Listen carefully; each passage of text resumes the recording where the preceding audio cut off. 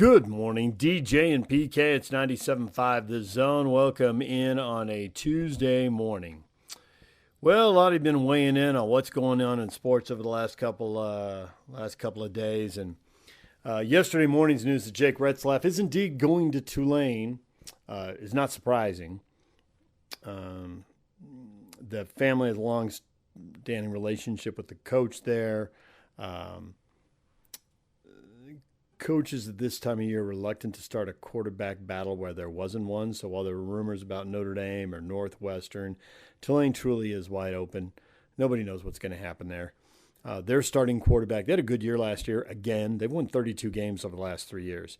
As G5 programs go, they're in very good shape. They've really been rolling, and the coaching change in there. But 32 wins is a lot of wins. And a Cotton Bowl win, they beat USC, memorable game there. So it's a good landing spot from that perspective. They lost their quarterback. He transferred to Duke after having a good year last year.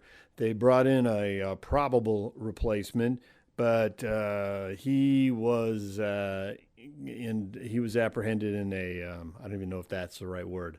Arrested? I don't know. In a stolen vehicle. And he said he didn't steal it, that he purchased it. And so then, okay, so it was stolen, but it was purchased. Now, did he know? Are they basically, like laundering cash? You know where that cash came from. Or was he just in the wrong place at the wrong time? That's going through litigation that I don't think is finished. And so, but in the meantime, he got caught up in it and he transferred. So they lost their starter. They lost the guy who's going to replace the starter. And now they've had 3 other transfers come in, including a couple guys out of the Big Ten from Iowa and Illinois. And so now they got 4 quarterbacks fighting for that spot at Tulane. So see how that all shakes out for Jake Retzlaff, see how much energy any of you have for it, and if Tulane's going to be ranked and be on the national stage, because otherwise the G5 team in the American Conference, But if he were to win the job and then excel, and they've had a good program, he could be on a pretty big stage. They were in the Cotton Bowl against USC a few years ago. So there's one story, and we'll see where that goes. We got another story here. A lot of you have been tweeting at us about this.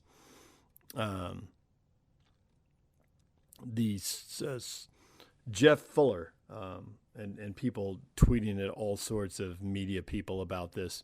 Wild momentum over the last 10 months. Per Google Trends, the combined interest in BYU football and men's basketball has tripled that of Utah football and men's basketball, both nationally and within the state of Utah. I see that basically as dog bites man there. See, BYU had a sensational year. You could argue a peak year, right? Basketball is in the Sweet 16 and nationally ranked. Football is nationally ranked, 11 wins, 8 million people watching Deion Sanders and Colorado in the bowl game against BYU, and BYU rolls. Yeah, I can see why, and I don't know Google Trends, what their, Google searches or the number of links that are clicked on. They have, I don't know what their methodology is, nor do I want to dig into it. I would just say there ought to be a lot of interest in BYU football and men's basketball because they've done a lot of winning over the last 10 months. A lot of winning. 11-2 in football and Sweet 16 in basketball. That is rarefied air. That is it. That will be hard to match. Now maybe BYU will, but that's very difficult to do. Meanwhile, the Utes, they just had losing seasons in basketball and football. So, yeah, I would expect interest to be down. You know what happens when your team loses? You pay less attention. There you go. Interestingly, for the first time in a long time, I can say they're both poised for a comeback. Football being poised for a comeback isn't surprising. They've had quarterback injuries 2 years in a row. 1 year they had someone who had 3 years of experience in the program, and they were able to win 8 games. The next year, they had to play a true freshman, and they won 5 games. So, yeah, BYU's won 11 games in 1 year, while Utah's won 13 games in 2 years. I'm not exactly shocked by this development. Now, having said that, BYU's done a great job of taking advantage of a change in the rules. And between the people who don't like BYU saying, oh, you're just buying wins, and BYU fans, oh, we're not buying wins. Okay, college sports has suddenly become a lot more like pro sports. You know what one of the best ways to win in pro sports is? Have more money and spend more money on better players than the teams you're competing with. And there you go. Now, can you spend a lot of money on bad players and spend it on the wrong people? Absolutely. There are plenty of examples of that. But if you have a lot of money and you have more money and a lot of competition and you spend on the right people, it gets to be really hard to beat you. And BYU really sees that. I mean, who has more energy in this market than BYU football and basketball? I would say the only one who's really close right now is Aggie basketball. I think that, the fact that they've gone to so many NCAA tournaments with so many different coaches and a couple, soon to be another change in the athletic director here, I think it fires Aggie fans up. I think in a world full of chaos, and they are at the top of the chaotic list with allegedly the grown-ups in the room just coming and going, carpetbaggers, just say it like it is, just coming and going. The fact that the basketball team, which they've been so proud of for so long, keeps winning, and in the case of the team that won the NCAA tournament game, winning at a higher level, I think it fires up Aggie fans. I don't think, they're a bigger deal or have more energy and more enthusiasm or more numbers than BYU football and basketball, but I think Aggie basketball and that fan base is in a really good place. After that, we got a lot of teams that are down. A couple teams maybe are down, but mediocre, in C- territory. It's not terrible. Utah football, as I said, perfectly equipped to bounce back. Maybe they won't. Maybe they'll have another quarterback injury and they'll be terrible. But they got a great offensive line. They got a couple guys who could be first-round draft picks. Maybe we'll see if some other people get drafted or make NFL rosters. They look loaded there, and they look like they got a quarterback who can run and a running back who can run. And that's usually a pretty good recipe for Kyle Whittingham. So I think even though last year was difficult, Utah fans stepping away, it seems like getting back to 8 wins is very doable, and it may well be better than that. Maybe there's a 9th or 10th win out there. We'll see where it goes. And after that, probably the Mammoth. And that's just fortunate timing. They had their tear down and rebuild mostly in Arizona. They had a little momentum last year, didn't make the playoffs, but came close. We were told there would be an uptick. We could clearly see the uptick. It was really visible in the standings. They've added more people now. They got lucky in the lottery. And so we'll see if they're bringing over some of the draft picks that they've had stashed in Russia. So, I think there's some enthusiasm there for the Mammoth. After that, it gets Jazz, Utah basketball, RSL, Utah State football, the Utah Royals. I mean, we got teams, and they got some hardcore, and mostly those hardcore are upset with the way things are going and think that things should be much, much better. And arguably, any of them might be much, much better if they had more money to spend. I don't know about the Royals. Possibly. I'm not clear on that one. But certainly Utah State football, Utah basketball, Real Salt Lake, the Utah Jazz. The Jazz have gone young, super young and inexpensive. That's the rebuild mode. The arena's still full and still loud. But, man, the excitement in the community and the way people talk, it's just, 3 difficult years. There's going to be a 4th difficult year. We'll see if there's a 5th one. How long is this thing going to stretch out? Real Salt Lake, and just, putting together – I mean, it's hard not to be cynical about the way the roster has been constructed the last couple of years. They probably had an idea they were going to sell when they made the 2 most expensive acquisitions ever in the transfer window. And they both paid off like slot machines. They scored the most goals they've ever scored. They earned the most points they've ever earned. They finished 3rd in the West. It was very exciting. And it all got torn down, and they're out there starting 18, 20, 21-year-olds. Start a guy who's not on the team anymore. I mean, the goal scoring is just like the question was where the goal is going to come from, and the answer has been, well, a little bit everywhere, a lot from Diego Luna, and in general, not enough. And they have almost crawled back into the playoff picture, but in a league where 9 of the 15 teams in the Western Conference are going to make the playoffs, that needs to be a goal, but it can't be the goal. That's like being 6-6 in football. Do the Utes want to win 6 games? Well, absolutely. They don't want to win 5 again, but when they get to 6, is that enough? No. They want and need a lot more than that. And the same thing stands for RSL. Aggie football, wow. Change in the coaching position, change on the roster, and they'll need more money, and they'll probably always be fighting uphill in that area. They put together some good seasons, no doubt about that, but it's a difficult struggle for them. All right, we'll have more on this coming up later this morning. DJ and PK, it's 97.5 The Zone. We're going to take a break. We come back. Put a wrap on the Open Championship with Bob Casper. That's next. Stay with us. Bob Casper joined me late in yesterday's show to talk about the Open Championship, the way things wrapped up, and Scheffler's hold on the golfing world. And a couple of guys who behind the scenes might be positioning themselves to challenge him at some point. Here's Bob Casper with me right here on The Zone. Bob, good morning. Good morning. Scotty Scheffler in a rout. Yep. Did you know it was over midway through the second round on Friday when he was putting that 64 together? You're thinking, oh, boy, here we go. Well, he was letting him back in with that double bogey on the eighth. But what he did right from the get-go. Did he? Or was he just messing with people? Well, he was just kind of teasing him a little bit, I think. Yeah. But what he did that was amazing was, he got to 3 under par in the first 5 holes, and it was like, okay, guys, try to come after me. And this is mine to win, basically. Try to come after me, and then, he knocked a couple off of it, but then turned around and came right back with a birdie at 9, and then another birdie at 12, and then it was a matter of hitting the shots to get to the middle of the greens and just making a bunch of pars to come in, let the holes run out. So it was I totally enjoyed the way he played his final round. A lot of people are saying, wow, it was really boring.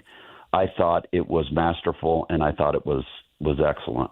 Well, both things can be true, right? It was people want competition, and so it was boring because he was masterful and excellent. Yeah. I'm the type of guy that if you've got somebody down, I want you to put your foot on their throat, and I want you to keep burying them. And that's what it seemed like he was doing. He wasn't doing anything fancy. He just went out early, got the distance that he needed to let everybody know what he was going to be doing, and then just let the holes run out. Bob Casper lets out his inner UFC fighter right there. Stab on his throat. That's right. I'm a guy that likes a tight game or tight competition, but I would much rather if it's in a big situation or whatever, I would much rather see somebody that's out in the lead just continue to keep pouring it on. What do you think of the comparisons, his numbers, the major championships he's won before 30, and the comparisons to Tiger? He kind of wanted to flick them away a little bit, and, he's sitting on 4 major titles, and Tiger's at 15, so I get it. Yeah. He's not even a third of the way there. Yeah. He the interesting thing he said in his press conference was, yeah, I'm what am I, a quarter or a third of not even a third of the way there. He said one of the things that he prides himself on is staying in the present. Whether it's on the golf course or whether he's at home, what he likes to do is practice for the situations and then, be totally confident with where he is when he stands on the first tee to play a tournament, and then try to compete and be the best that he can be. He doesn't go. It seems like in his talking, he doesn't like make big goals of I want to win 5, three majors this year and 3 other events and stuff like that. I think the way he goes about it is perfect for him, and just he's very logical, very. Methodical. I don't know how methodical about what he does. Yeah, it's just so interesting to hear him and his comments and the way he goes about things. This week, he really kind of let us in behind the curtain to kind of see what he's thinking and how he goes about it and that kind of thing. It was pretty cool.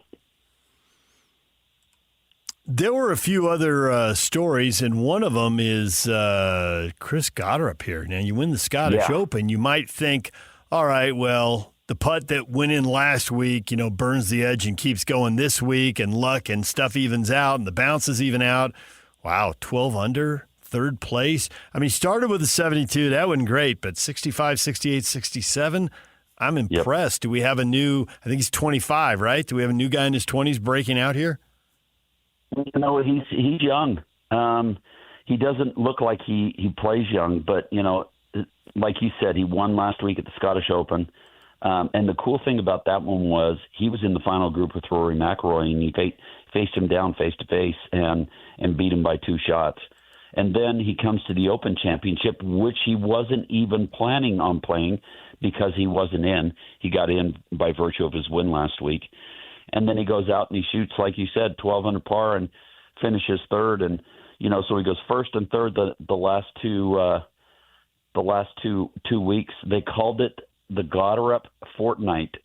And here he is now, pushing towards top 30 and pushing towards having enough Ryder Cup points to be able to be in either the thought or to be able to make it, in points wise. There's a lot of things happening, but this is a kid that was a phenomenal amateur player. He won the Haskins Award for the best collegiate golfer of the year. And it's really starting to bear out now. I think he's starting to figure out things with his game and in the competition and kind of feel like he belongs. So with our picks, do I get anything for picking Rory and he goes top 10? Because I don't think anybody else we picked went top 10. That wasn't a sterling week for us. We should have seen Hao Tong Lee coming, and we didn't. We didn't see Chris Goddard and Harris English rolling. That was not a stellar round of draft picks. Well, let me tell you, when PK changes the rules every other major championship, and you come down to the end and everybody's already picked the guys.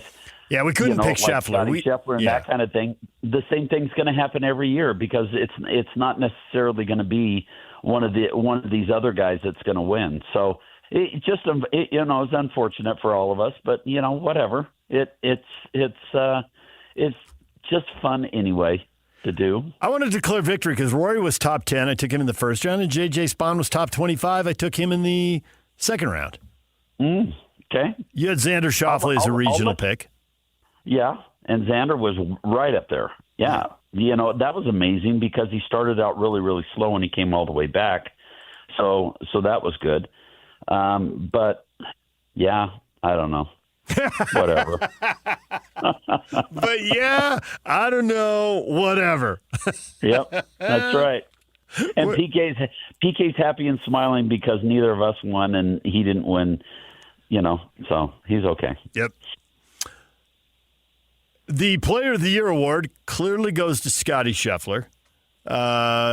Is there anybody you think who could do anything that would change that, or 2 majors out of 4? If someone takes 2 of the 3 wins twice in the playoff or anything, he's 1 and Rory's 2, and then whatever. Yeah, the only thing is that Rory, if Rory won one of the playoff events or 2 of the playoff events or the Tour Championship, then that would bode for because he's got a major and a couple of other wins. He was the guy that was out and out on the fast track for Player of the Year earlier on, but Scotty, having won 2 majors plus 2 other events, 4 total, is the guy. We saw Xander Schauffele win 2 last year, but Scotty won 7, including a major championship. So I think Scotty's got the inside track, and I expect Scotty to be firing on all cylinders when Memphis comes around in 3 weeks. So we've got 2 weeks of regular PGA Tour events the next 2 weeks, and that'll give guys an opportunity to try to get get their card, be in the top 100, and then it gives them a chance to get into the playoffs, which is top 70 on the FedEx Cup point list. Then if they play well enough in the top 70 to get into the top 50, and then hopefully get into the top 30 and have a chance to be in the Tour Championship. But it's winding down. We're going to have the end of the PGA Tour season here pretty soon, and then the end of September we're going to have the Ryder Cup, which is going to be awesome. at Bethpage in New York. You have followed golf for a long time because obviously your dad was on tour, so you just grew up with it and you heard all the stories from him and his friends talking and all that. And you got to hang out with him after he was done playing, and you go back to the Masters and he knew everybody and all that. So drawing on all of that in your memory banks anywhere, do you remember anybody ever shooting a 78 in a major championship in the first round and then finishing in the top 10? You know, it happened with Curtis Strange. Curtis Strange at the Masters, he didn't end up winning. He was leading going to the back nine and hit it in the water on the par fives and didn't end up winning. But he shot 78 in the first round, came back with 66 even par, and then he played well enough the next round to be like right in contention, was leading going to the back nine, and like I said, he hit it in the water on 13, and he hit it in water on 15. I think Seve won that year. So it's been pretty interesting to see how guys have come back. But that's the thing about major championships: guys that make the cut can really kind of get out and early and play extremely well, and then make it all the way back. Two guys that did that this last week were Bryson and Corey Connors. Corey Connors shot a 74, but Bryson shot a 78. Yeah. And then he went 65, 68, 64. Holy cow. Yeah, he made 19 birdies over the last 3 rounds. Yeah, it was amazing. Will Clark or Wyndham Clark did the same thing. He 76. I think he 76 in the first round, and then brought it all the way back to like a top 5 or a top 6. Yeah, he tied for finish. 4th. Yeah. Yeah. So, that's the type of stuff that can happen when a guy gets on a roll, especially in an Open Championship. The cool thing about this Open Championship, it was kind of a level playing field for everybody all the way across.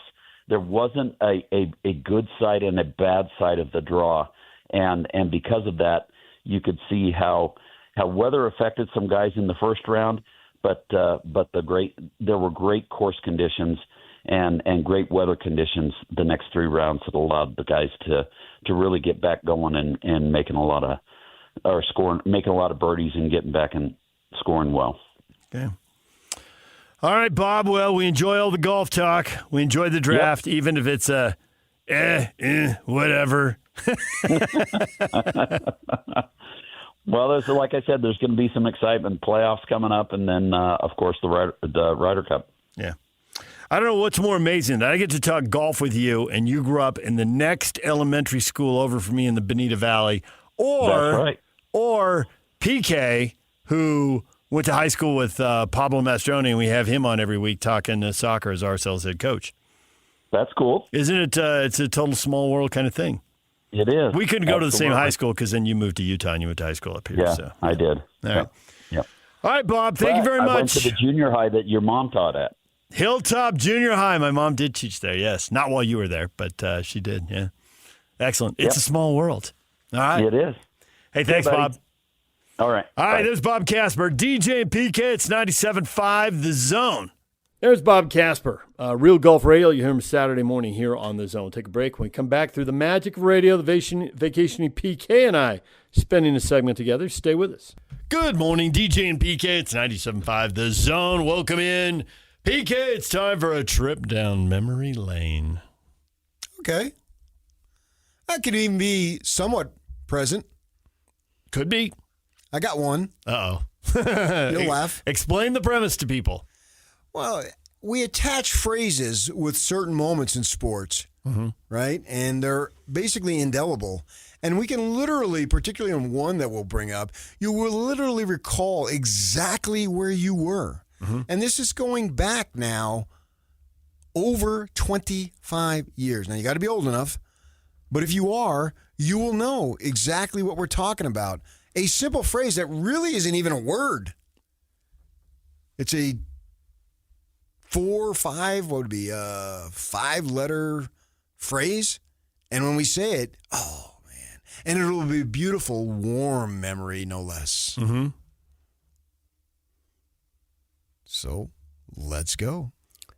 A beautiful, warm memory. What have you got, Mr. Positive, Mr. Well, Cheerful, Mr. right off the Jersey, bat, Mr. Good Times? When we just use these are phrases, right? Mm-hmm.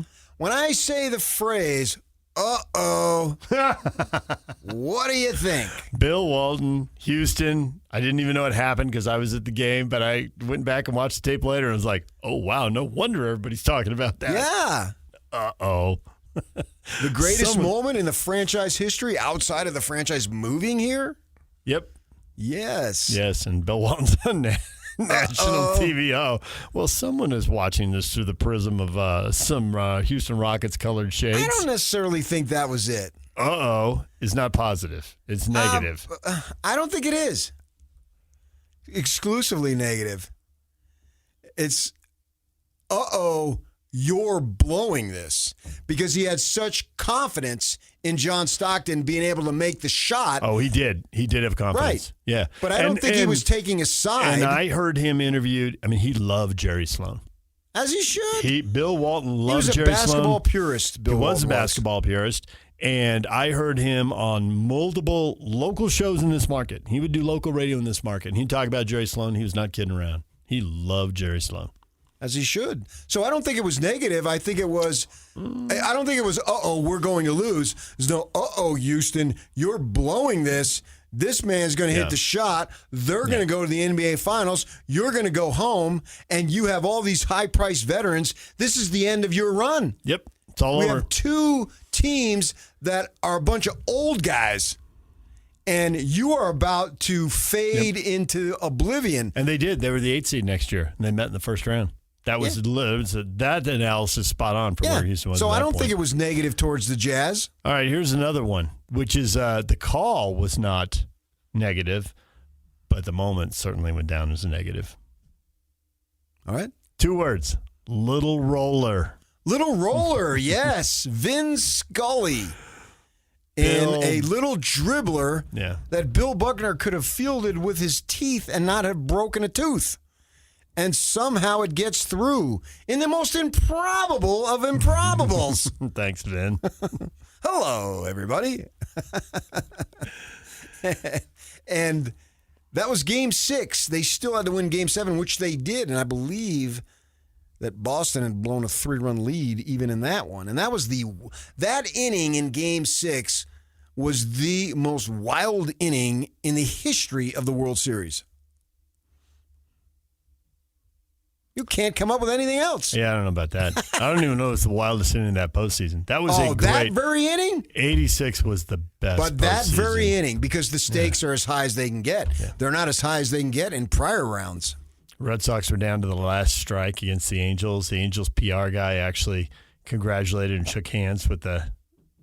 And there were some superstitious people I know who are present like, don't do that. And sure enough. Yeah, but it didn't require a wild pitch to score a run. It didn't require a little there was roller. Another mistake of a guy not taking second base on a throw through. There were a lot of things that happened. Home runs being hit. Yep. And the Astros and Mets had a 16-inning game. Yeah, that was an awesome postseason. But nevertheless, we're talking about little roller. So when you're a kid, because you didn't have a team, when I was thinking about this and I thought, I grew up with the Padres and the Chargers and the Aztecs. And I can tag one thing from each of those teams/sports. And I grew up with those 3, and that was what we talked about in our household. That was what was talked about in the neighborhood and at school. Jerry Coleman, the Padre announcer, team was terrible. Hang a star on that one anytime anybody made a great play. And then later they had a little banner so that people at the game knew, and he would furl the banner out and literally there was a banner with a star, and then at the end of the inning they'd roll it back up. Then he'd throw it out again if someone made a great play. That's a whole that's a thing that elementary school, junior high, high school, college, as long as he was doing the games. Okay. Hang a star on that one. I mean, I hear that, and I think Padre baseball, the old stadium, sitting out there in left field. I think of Sunday nights and Wish Upon a Star. Do you really? The Disney movies. The Disney show and the Disney movie thingy? Yeah. When you wish upon a star. Yeah, YouTube that, baby. Right. Get to that one. And then I knew to change the channel. The biggest single week on the sports calendar when I was a kid was the week the Raiders came to town. Commitment to excellence. Not even my team's thing, but heard that over and over and over. I see Al Davis and I see the silver and black winning. It's a long time ago. Now it's almost laughable with their inability to get to the postseason and do anything when they get there, going on a quarter of a century now. Well, okay, I got something that's going to change that. What do you got? The gum chewer. Pete Carroll. Pete Carroll is going to turn that around. 73-year-old. Yeah. We'll see. Yeah. The youthful exuberance. Only the hair has indicated the age. So do you have anything like that? As a kid? Nothing comes to mind as far as that goes. I was into the games rather than into the teams. But still, a moment could get you a team. Something a team did. I don't know if there's any signature thing around the Knicks when they won, because you'd be a little kid then. Well, you had Marv Albert. Yes. Oh, see, there you go. One word, Marv at the Garden. Yeah. Right. So I guess you had that. I knew of it. It wasn't like I clenched my fists and teeth and right. My team. But it's still what everybody's talking about. Knicks were, when I was a kid, were just gigantic. As I've said a million times, 2 titles and you don't get college sports bouncing off the wall very much there. It's about the pro sports all the way. 2 titles in 4 years. Those were the glory days. Yeah, for sure. And I was there for both of them. Went to this. I've said this many times. I went to the '73 series as a very young kid, and I was just into the whole thing. Even as a kid, I grasped these are the Lakers. They got Wilt. They got Jerry West. I sort of understood the magnitude of it, and I think that's what prompted me to think I got to find a way to make money off of this. Decide this is too good. Can't walk away from this. Yeah. It's really all I cared about. I didn't care about cars. I didn't care about what other kids might have cared about at that age. I just cared about sports, and it was literally sports. It wasn't isolated. Somebody might be a football team, or it's just the Giants. We hear in our community, I only care about the Jazz. The Jazz are out. I check out. No, I never checked out because I didn't have that attachment to a team. I had attachments to individuals that I liked watching, but I just loved the idea of sports. If I say the Say Hey Kid, does that transport you into a moment in time? I mean, are you like sitting in your room staring at a Willie Mays poster or something? Yes, but my affiliation with Willie Mays is unusual because he was essentially done by the time I came. I never saw him in his prime. Right. They're not even memories. I don't really have a lot of memories of him playing. It's just I did the book report about him and I latched onto him, and then you can look up numbers. And of course, I was always the youngest, older sisters. So it seemed like everybody around me was always older, and they told me about it. And so I had that for sure. And then I looked that up, Say Hey Kid. That only means one thing. Yeah. Obviously, Willie Mays. Today we have the show Hey Kid, which I thought was clever when I brought that up that time. Yeah, I know. I mean, not some of my greatest work, but the voluminous nature of my greatest works, that would take a month. All the Sniggledorfs agree. We couldn't boil it down. But I've got one that a phrase that will make you laugh. I think I got 2 of them. Okay. One is simply 2 words, and everybody knows what it means here locally, and that would be Uno Doctor. See? Yeah. That doesn't really transport me to a place in time, but okay. Oh, it does me. All right. Uno Doctor. Yeah, I know what you're talking about. Because I was asking the questions over there at the practice field, the McCarthy practice field, named after the former owners of the Salt Lake Tribune, the same people who have the name attached to Gonzaga's basketball arena. Mm-hmm. And he was what Kyle was saying, and I'm asking him the question. He's looking right at me. He's basically looking at me. Do you understand what I'm saying here? Without saying it. And he looked at me, and I knew the look, and I've been around the guy a million times. And I said, yeah, I get it. So he's basically saying, there's nothing I can do about it. It's his people that are deciding what to do. Right. Yeah. And Uno Doctor, I don't know why he decided to go Spanish halfway, was the most powerful statement with the fewest words ever. Because he basically said, this is completely out of our control. I have massive frustration. This is torpedoing our season. All these things. And he's looking at me, do you got it? Yes. And we all got it. A powerful statement with 2 words that involves 2 different languages.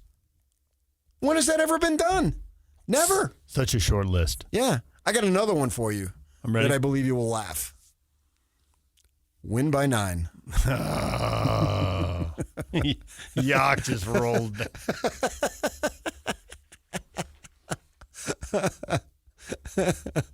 Huh? There's a bunch of phrases there. Winning by 2 ain't good enough?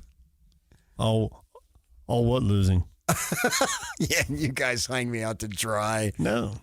You don't even know. Yes. You weren't hung out to dry. How were you hung out to dry? Because I was doing your television dirty work that TV people weren't willing to do. That was the beginning of no more one-on-one interviews. And so if anybody asks anything, everybody has it, which is now the standard for 20 years. Which meant you had ample opportunity to ask it.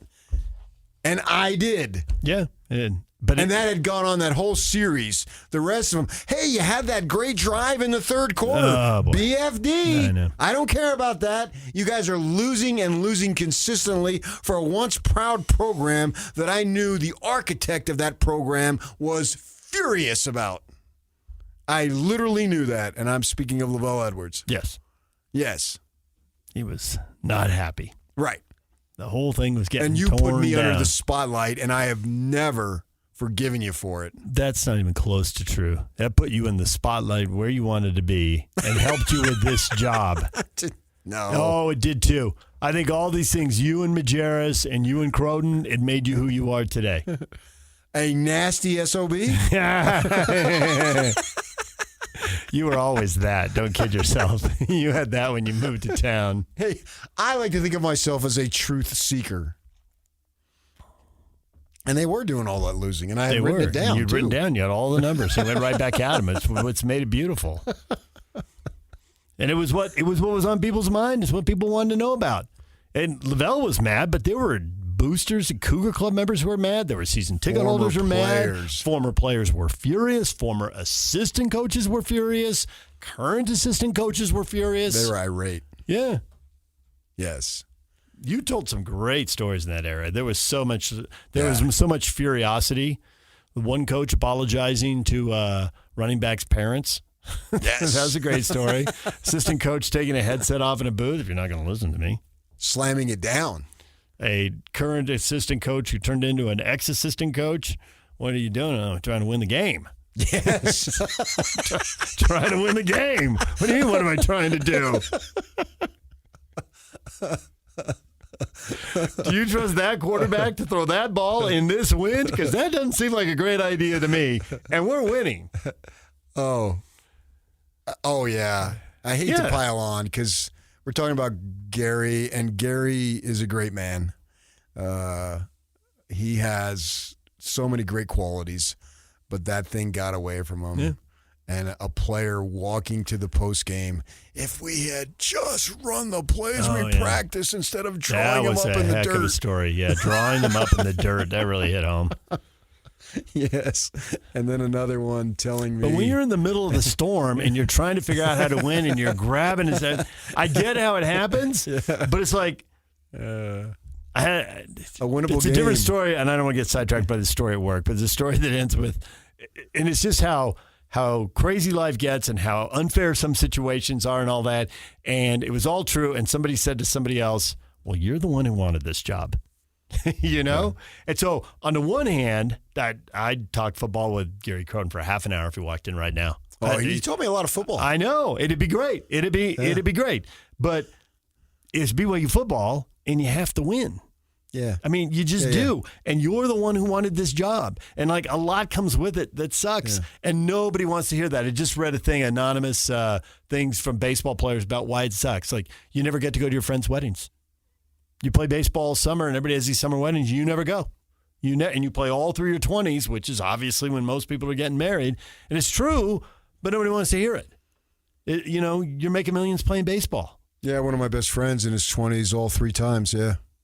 See what you did there? No, it's the truth. Oh, really? I said, can you just date people? You have to marry them all the time? He got married right out of high school. I was in his wedding. Yeah. Yeah. So you got that. But there's been a lot of stuff that's out there that can draw our attention to simply a phrase or two, and we know exactly what they mean. When I hear this phrase, I think this person is just inseparable. We got sideways. I thought that was a classic Jerry Sloanism. He could acknowledge conflict without publicly assigning blame and inflaming the situation. It was so he could just thread the needle with that. Mm-hmm. And he used it multiple times. I agree. No question. Stacking days brings me of Kevin Young.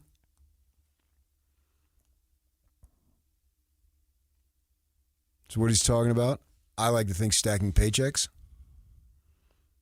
That allows you to stack days. First and foremost. Who's the first and foremost? Rick Majerus. Oh, yeah. It's first and foremost. Offense is better. One word. It's just the syllable to get the letter. Offense. He was a legend. Oh, absolutely. Yeah. In many, many, many different ways. And now he's got his protege leading the program. Is Alex Jensen the equivalent of Kalani Sitake? How would Morgan compare to Kyle? I think there's I don't know that is Morgan really Kyle's disciple though? Well, Kyle was a defensive coordinator when he was the conference player of the year, and now he's been an assistant coach under the head coach. I mean, I don't see how there can't be a strong influence. You can't be around someone for 20 years and work that closely because with him. I think Morgan was going to go to Utah if I was the coach. I get that. I get where you're going with that, and I see where you're going with that, and I'm not going to debate that. But nonetheless, you get 20 years in the meeting room with this guy. More than that. I'd have to go back and do the math, actually, on it. Sure. But I think Urban also had an influence on him, too. Sure. See, that's where Alex is a good answer because basketball is just a smaller group of people. Right. And Kyle didn't praise Morgan over and over and Kalani, over the way Majerus always did it with Alex. And Kalani, also had the influence of the position coach, the coordinator. Football's just different. But he was the first former Lavelle player. They had gone in the other direction twice, right? Yeah. But I would go Alex. And Alex, Alex and Rick really did have a bond in the way they, saw the game and all that. Yeah, players would gripe to me about him. I know. He was the teacher's pet. Well, he was. Yeah. Well, but he saw the game like Rick saw it. So when something needed to be done, like Alex got it immediately. Other guys had to learn it over time. Understood. Shot selection changed. The way they ran an offense changed. All true. And Alex he got it. And I wonder if he's going to stand up the whole game or then just put his hands on his knees. Yeah, I don't know. But I hope he breaks a phone and then one time. Put his right hand he's not going to do down that. by the chin. He's not going to reach over from the back of his own head and massage his scalp. That he's not going to do. We need to talk to him about that. That'd be awesome. Okay. That'll be the last interview he does with us. First game, come out with a sweater. He comes out with a sweater and scratches the front of his forehead from the back of his head. That would be so sweet. DJ and PK, it's 97.5 The Zone. When we come back, what is trending? The headlines are next.